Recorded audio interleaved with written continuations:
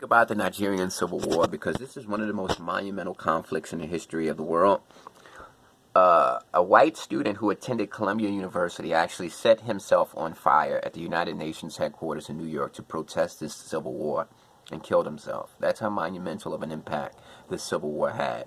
The image of the starving African child actually was birthed through this Civil War, and because of the carnage and the sheer level of genocide.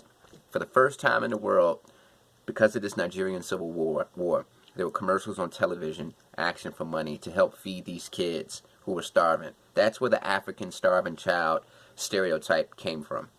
All right, now, first of all, let me explain to you how England, or the British Empire, developed Nigeria. When they first took over Nigeria, they noticed that there were different ethnic groups.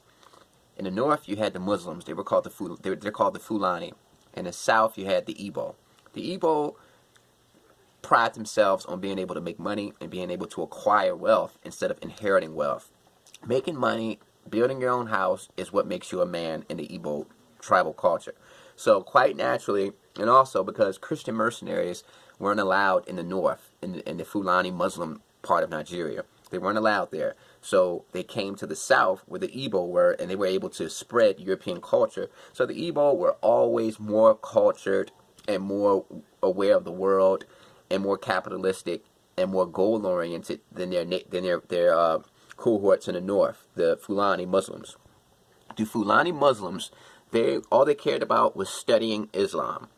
Their entire life was based on the Quran. Their entire life was based on Sharia law. They weren't allowed to have any kind of outside education. They weren't allowed to pursue any other careers except what was, in that time, tied to the Islamic lifestyle, which was just basically herding animals, farming, etc. You know, being a capitalist and being somebody who wanted to go out into the world and make money was frowned upon because this was a heavily Islamicized culture. But the Fulani, it's less of them than the Igbo. The British Empire noticed that in the north, the Fulani, the Muslims, they were able to control their people very well. So the British Empire came up with a good idea. How about we just make them, govern the entire country? Even though these other tribes aren't Muslim and they're not Fulani, the Fulani have shown an excellent ability to control their people. And that's what the British Empire did. Indirect control. They controlled a country by allying themselves with a certain tribe. And they were in the background pulling the strings. So they figured that the Fulani Muslims were very, very good at controlling their people. So they figured, hey, they'll be good at controlling the Igbo. It didn't work out. When Nigeria got its independence in 1960, everybody started to disperse all over the place. Instead of just having this tribe in this part of the country, that tribe in that part of the country, everybody went everywhere. And wherever the Igbo went, they became more successful than anybody else. So the Northerners, the Fulani, the Muslims, were upset and they were bitter about this because they couldn't compete with the Igbo. All they used to do was read the Quran, and they were all about Islam. And they just didn't have the skills, the education, and their lifestyle didn't permit them to be as successful as the Igbo.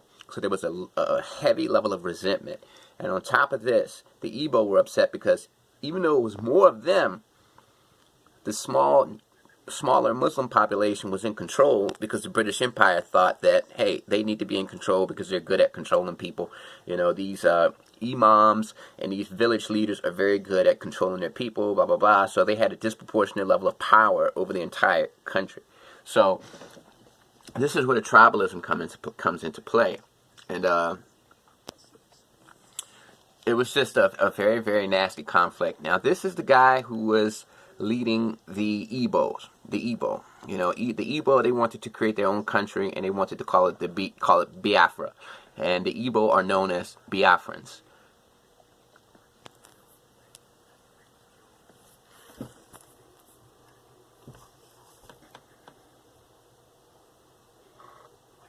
You're quite right. It will for us be the price for freedom. Our people here have for a long time been prepared for this eventuality, and I am confident of their readiness. I think that when it does come, that the people on the other side would be surprised. Okay, he's the general who led the Igbo, Biafra, okay?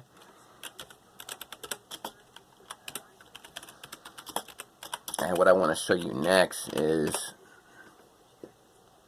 I want to show you the level of tribalism that existed back then. This was a leader of the North. He was a leader of the Muslims. And he's basically giving his opinion on the Igbo. And this just goes to exemplify the level of cultural differences between the two and the level of tribalism. One thing I've noticed, Premier, while I've been here, is that Northerners seem to have, I might almost call it, obsession about the Igbos. Could you perhaps explain that to me?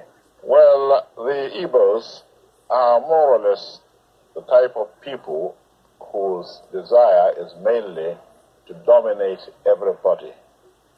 If they go to a village, to a town, they want to monopolize everything in that area. If you put them in a labor camp as a laborer, within a year they will try to emerge as headman of that camp, and so on. Well, in the past, our people were not alive to their responsibilities, because you can see from our northernization policy that in 1952, when I came here, there weren't 10 northerners in our civil service here. And I tried to have it northernized, and now all important posts are being held by northerners.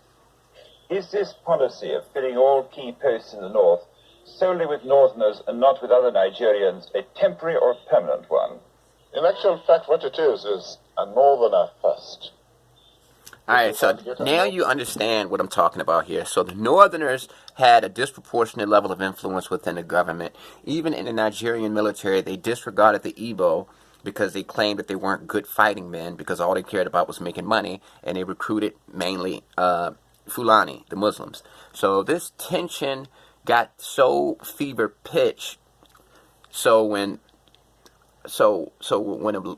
they realized in Nigeria that the majority of oil was actually in Biafra, in the Igbo's land, the Civil War basically started because of that. Because whoever can have control over that oil is gonna be the most powerful. You're gonna be able to make billions of dollars per day. You're gonna have a lot of influence, and you're gonna have a lot of resources.